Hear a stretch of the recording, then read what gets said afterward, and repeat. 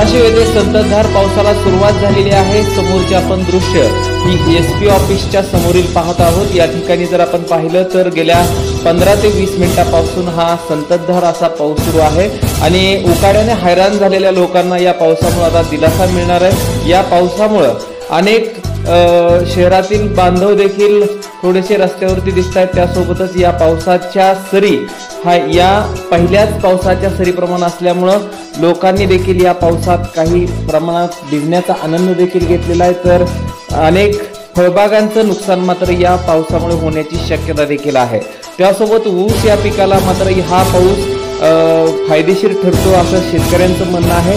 मात्र हा पाऊस आता आपल्या परिसरात आहे का फक्त धाराशिव शहरातच आहे हे देखील आपल्याला आपल्या माध्यमातून कळावं, म्हणून आपण कमेंट बॉक्समध्ये आपल्याकडे पाऊस आहे का हे आम्हाला कळवा। त्यासोबत आपण कुठल्या भागातून हा व्हिडिओ पाहताय ते देखील कळवा। हा व्हिडिओ आपल्याला आवडला तर लाईक आणि शेअर जरूर करा। तसेच आमचे YouTube चॅनल सबस्क्राइब करा आणि Facebook पेजला लाईक आणि फॉलो करायला विसरू नका। धन्यवाद।